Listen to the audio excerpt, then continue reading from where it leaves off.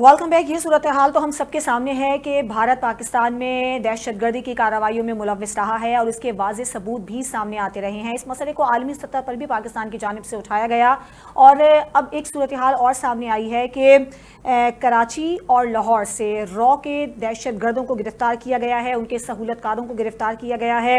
इसके अलावा जो पुलिस की जानिब से मजीद बताया गया वो बताया ये गया है कि इनके कब्जे से असलहा भी बरामद हुआ है। ये मुख्तलिफ हसास मकामात की वीडियोस बनाते थे, तस्वीर बनाते थे और वो रॉ को जो है फराहम की जाती थी। ये सूरत हाल अब किस कदर संगीन हो चुकी है और क्या अभी तक जो भारत है वो पाकिस्तान के खिलाफ इस किस्म की साजिशें कर रहा है, किस तरह से इससे निपटा जाएगा, इसी पर बात करने के लिए हमारे साथ मौजूद हैं ब्रिगेडियर रिटायर्ड बाबर अलाउद्दीन साहब, दिफाई तजियाकार हैं। सर बहुत शुक्रिया आपका हमसे बात करने के लिए। बताइएगा क्या ये जो खबर सामने आई कि पहले तो हम देखते थे कि केपी में, बलूचिस्तान में दहशतगर्दी की कार्रवाइयाँ हर आए रोज होती थी, लेकिन अब इसका दायरा सिंध और पंजाब तक भी फैल रहा है। क्या समझते हैं आप, भारत क्या अभी भी इस किस्म की साजिशों में मुलव्विस है और खास तौर पर जब उसको शिकस्त फाश का सामना करना पड़ा? जी बहुत बिल्कुल मुलविस है, इस पर कोई दो राय हो ही नहीं सकती, ढकी छुपी बात नहीं है, रोजे रोशन के दरवाजे है। रा का काम ही ये है, रा सिर्फ पाकिस्तान में नहीं कर रहा, पाकिस्तान में तो बहुत अरसे से कर रहा है। हमारा तो अजली दुश्मन है, हर वक्त उनका काम यही है, उनसे यही हमें एक्सपेक्ट भी करना चाहिए।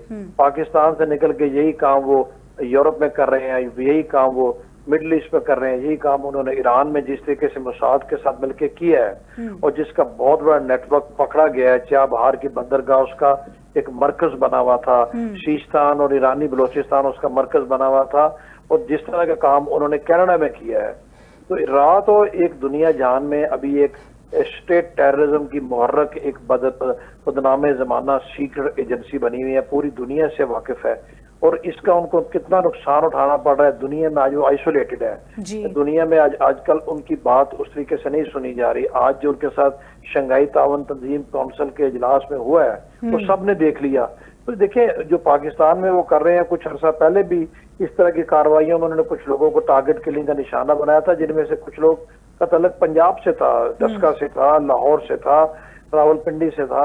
इस तरह के वो कार्रवाइयां पहले भी करते रहे हैं, कोई हमारे नई बात नहीं है। हम उनका मुकाबला भी करना अल्हम्दुलिल्लाह जानते हैं, कला कमा करना भी जानते हैं। हमने उनको ओपनली 10 मई को बताया और जहां तक उनकी राव की इस नाम नाज जैसे जंदी एजेंसी का ताल्लुक है, आप देखें कलभूषण भी नहीं के नेटवर्क का पकड़ा गया, बलोचिस्तान में बहुत से लोग पकड़े गए। हमारी इंटेलिजेंस एजेंसी और काउंटर इंटेलिजेंस एजेंसी अल्हम्दुलिल्लाह प्रोफेशनल है, अलर्ट है, उनकी कोई भी किसी किस्म की कोशिश कामयाब नहीं हो सकती। इस तरह के काम करने से दुनिया के सामने खुद ही एक्सपोज होते हैं और ये उनका नया काम नहीं है। नरेंद्र मोदी के टाइम पे बहुत कार्रवाइयां उनकी इस तरह की बढ़ गई हैं। उनको इस चीज का एहसास करना चाहिए कि इससे पाकिस्तान तो अल्हम्दुलिल्लाह मरबूब होने वाला नहीं है, लेकिन दुनिया में कितने तनहाव हो गए हैं इसी किस्म के काम करके। कोई दुनिया का कोई खत्ता ऐसा नहीं बचा जहां पर पहुंच के ये स्टेट टेररिज्म ना करते हो। इनके लोग कतर में पकड़ जाते हैं। अच्छा इनको ये भी एक खासा हासिल है, इनके सफारतकार इस तरह का काम करते पकड़ जाते हैं जिसमें सफीद तक के लोग शामिल है। इनके फौजी एहलकार, नेवी के, एयरफोर्स के, इनके आर्मी के बंदे इन यूनिफॉर्म पकड़े जाते हैं, सीनियर इनके अफसर पकड़े जाते हैं। इनका नेवी का सीनियर अफसर था ये कुलभूषण यादव, जो इनके कतर में लोग जिनको सजाए मौत हुई वो इनकी नेवी के सीनियर अफसर थे। तो इसलिए ये लोग को आज का काम नहीं, इतने भोंडे तरीके से करते हैं कि पकड़े जाते हैं तो वह दुनिया के सामने मुंह दिखाने के काबिल नहीं रहते। तो जो इनके लोग लाहौर, कराची या सिंध, पंजाब के इलाकों से पकड़े गए हैं, ये कोई अचंभे की बात नहीं है।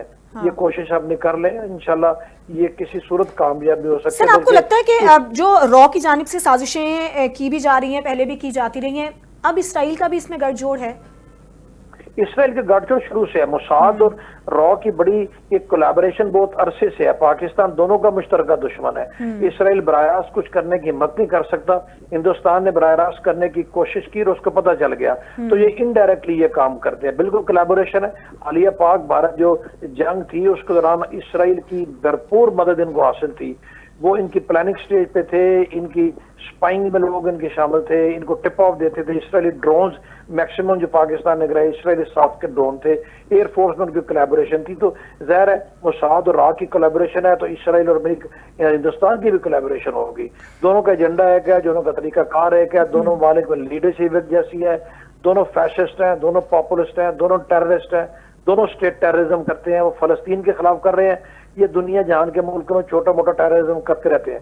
तो इसलिए बिल्कुल आपकी बात से इत्तेफाक करता हूँ, इसमें कुछ ढकी छुपी बात नहीं है, दोनों की आपस में कोलैबोरेशन है, दोनों मिलकर ये काम करते हैं, पकड़े भी जाते हैं, मारे भी जाते हैं, फिर भी बाज नहीं आते क्योंकि उनकी घुट्टी में ये चीज शामिल है, उन्होंने यही करते रहना है, इसलिए हमें हर वक्त अलर्ट रहना है और हम अलर्ट अल्हम्दुलिल्लाह। बिल्कुल सर, अलर्ट रहने। आपको लगता है क्या इंडिया दोबारा हमला कर सकता है? हमें कितना मोहतात रहने की जरूरत है?